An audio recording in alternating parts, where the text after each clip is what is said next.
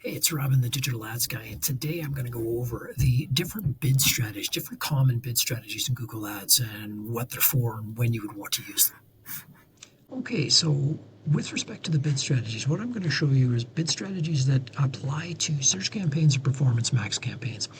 Some of these strategies that they're not available for things like video campaigns or maybe demand gen campaigns, but search and PMAX, those are the most common ones. So that's what we'll go through today. So in order to get to the bid strategies, under campaigns here, your campaign section in campaigns, you see a list of your campaigns. You can click the little cog icon there to edit the settings next to your campaign. And you see all the different primary settings for the campaign. If you go down to the bidding section, this is where you can modify and manage the different bid strategies. So this is a search campaign we're looking at here. Basically, what you can say to Google is, I want to focus on conversions, I want to focus on the conversion value, I want to focus on clicks or impression share. If we select it directly, these are the different strategies that Google offers. So what are they? When would we want to use them? I'm going to talk about the two, what I would call least sophisticated, least often used, simply because they tend not to focus on the right things and they require a bit too much work. So the first one is target impression share.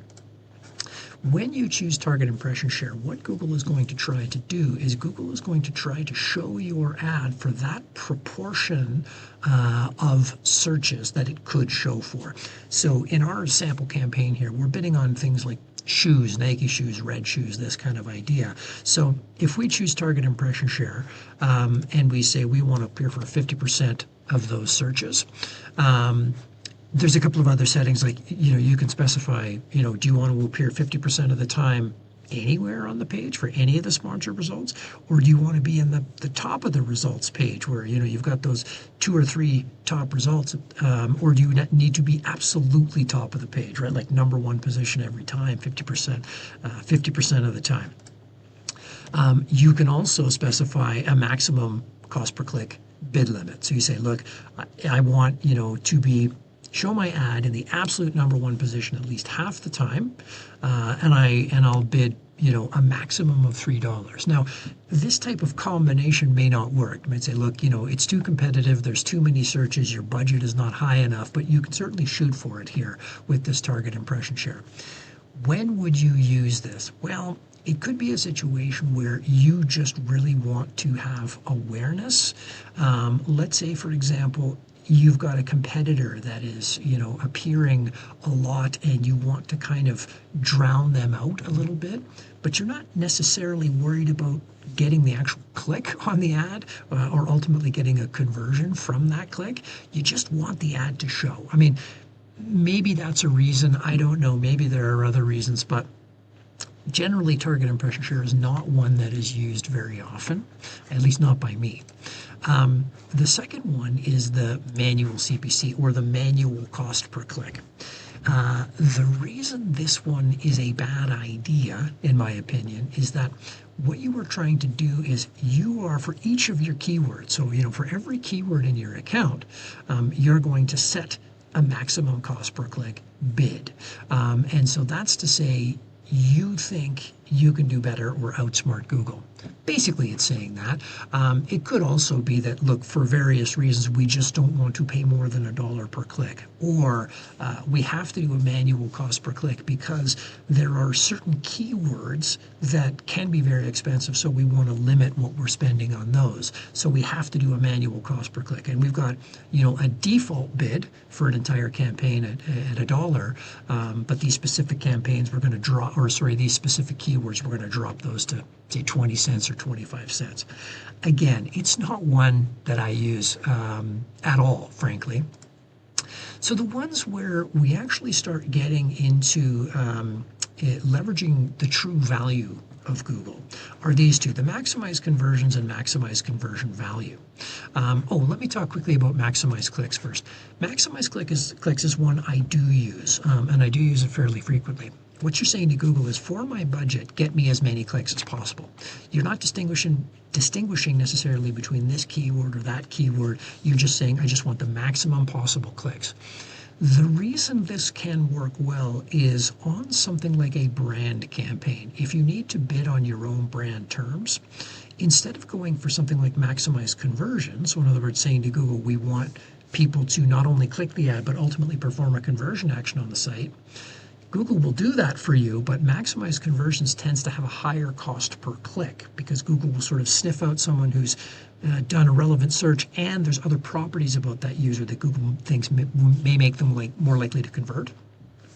So it'll bid more for that person and you'll pay more for that click. Whereas on a brand campaign, if someone's searching for your brand name, you can sort of think to yourself, well, I just really need the click because they're probably going to convert. There's probably going to be a fairly high conversion rate for those clicks. So if you set that to maximize clicks, you could end up getting, you'll get a lot more clicks for your dollar, for your budget, and a higher proportion of those clicks will convert. So you can actually end up getting more conversions and more conversion value by using a maximize clicks bid strategy. In my experience, it tends really to only work on a brand campaign or a campaign like that.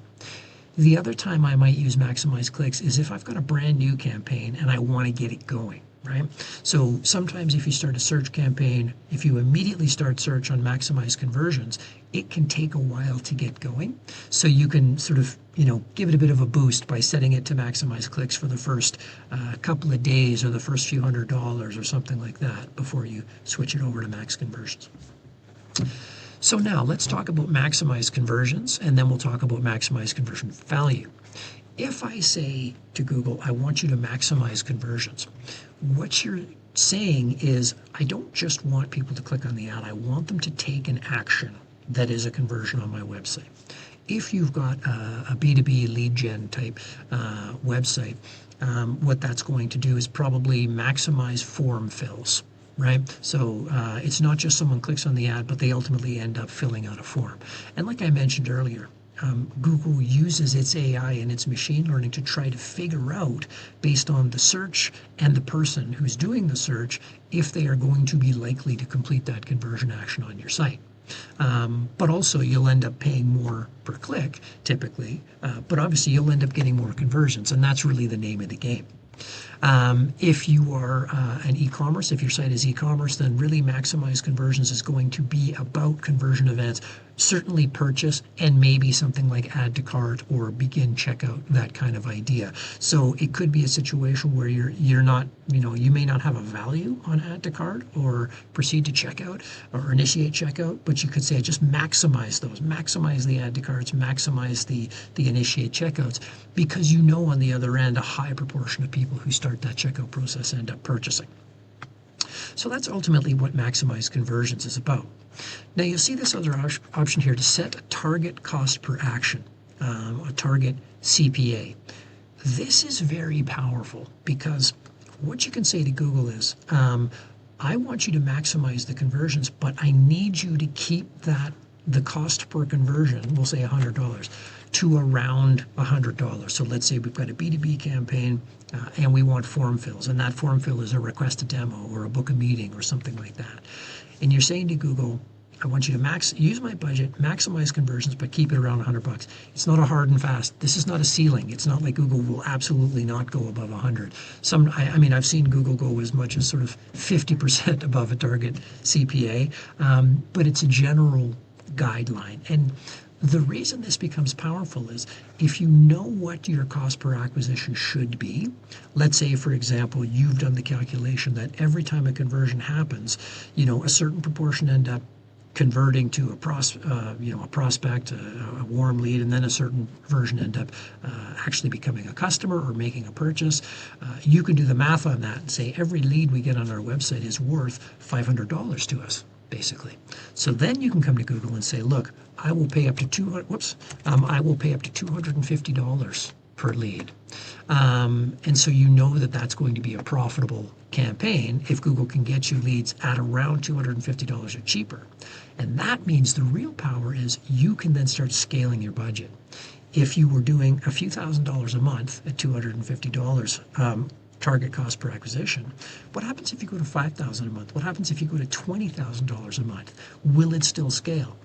At some point you will probably find you will find that Google won't be able to achieve that target cost per acquisition anymore. It'd say, look, I can get you more conversions, but not at 250 bucks.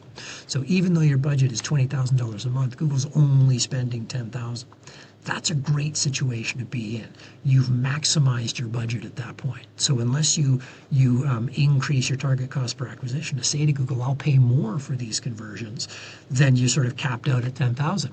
But because you've set your budget at 20, if there is some kind of event that happens, the thing you are selling gets mentioned in the news or it gets mentioned in the Wall Street Journal, and all of a sudden interest picks up, and there's a lot more people that will convert at that lower amount, you don't have to be there to change your budget and make it higher. It's already higher. And Google says, oh, instead of $10,000 worth of conversions, I can now get you your full $20,000 worth of conversions at this price. So it's a very powerful bid strategy. Maximize conversion value, the last one I want to talk about, is similar to that. The baseline bid strategy of maximize conversion value is saying to Google, I want you to spend my budget, but I want you to maximize the value of my conversions. Now, this is easy to think of if you've got an e-commerce system, right? So you're selling several different products, and in our case, we're selling shoes. We've got shoes for 50 bucks, but we have really fancy shoes for $500. The maximized conversion value lets Google understand that one purchase of those $500 shoes is equivalent to 10 purchases of those $50 shoes. So if Google says, oh, instead of those 10 purchases of the $50 shoes, I can actually get you 2 purchases of the $500 shoes, it will do that because it wants to maximize that conversion value. Okay, so with e-commerce, when you've got it properly integrated into your Google Ads account, it's kind of a no-brainer. With something like B2B, it makes sense if you have a couple of different conversion actions and you want to apply relative conversion values. So you say, if someone fills out our book a demo form, that's really good. That's very low funnel. They're very close to converting. That's worth $500 to us. If they sign up for our newsletter, it's kind of nice. We can market to them ongoing. It's not worth 500 bucks. It's worth 50 bucks or $5, right? So you've got those two conversions and you've applied value, and it can be real value, it can be arbitrary, just to say to Google, this conversion's worth 100 times what this one is. But it's the same kind of idea as the e-commerce store, where Google is going to then try to maximize the value of your conversions, not the total number. Because if it was the total number, it'd probably get you a whole bunch of subscriptions and less book a demo. But in this case, it knows book a demo is worth 100 times, 10 times or 100 times what a subscription is. The other thing I should mention is that in the e-commerce world, what you can do is you've got your purchase conversion, and the value of that is whatever the people buy. But you can also then say, but initiate checkout is actually worth $20 to us, and add to cart is worth $3 to us, right? So then Google's got the flexibility there to not just go after actual purchases, but to sprinkle in some more add to carts and initiate checkouts and that kind of thing. So you could do that in an e-commerce campaign, but usually what I do is I just go for the purchase, right? Because that's what I'm really interested in. Now, setting a target return on ad spend or a target ROAS, again, this becomes very powerful when you do that. And it's a similar situation to the maximized conversions with a target cost per acquisition. If we set a target ROAS of 200%, what that means is that for every dollar we spend, we want to get $2 of conversion value, right? So that's to say, if we're selling a pair of shoes that cost $50, we don't really want to pay more than $25 in ads in order to get that $50 sale. So when you do the math on this, 200% could be really, really low. If you're selling software or something where the actual delivery of the product is free, it doesn't cost you anything, something like 200% or even 150% might be great. But other times it could be something like 500% or 1,000%. You want a 10x return. This becomes really, really powerful. If Google is able to achieve the ROAS you want, then you can start scaling your budget. So if you've got an e-commerce store and you're selling shoes and you say, look, for every dollar in ads I spend, I want to get at least $5 in sales, and you're doing a $5,000 a month budget, and Google's able to spend that whole amount and still get you that ROAS of 500% or higher, then you can say, great, what happens if we take our budget from $5,000 to $10,000 or $50,000 a month? Google will only spend that budget if it can achieve your target ROAS or better. This is super powerful as you enter into times like a Black Friday or Christmas or things like that, where you can say, look, we'll spend up to $100,000 a month as long as you can get us this return on ad spend, right? And so Google will it will do that. It's the same as target cost per acquisition. It's not going to be exactly right. When it pushes up against that limit, you may find the ROAS is not 500%, but maybe 410% or something like that. Google will sometimes be lower than that. So use it as a guideline, not a hard and fast rule. This is not sort of the floor of what it will achieve. It can and sometimes will go lower, but it gives you that flexibility and really allows you to scale. So hopefully you found that useful. I would encourage you, and certainly in my situation, 99 times out of 100, I am, max conversions or max conversion value. And when I can, implementing a target cost per acquisition or a target ROAS to really help my clients scale.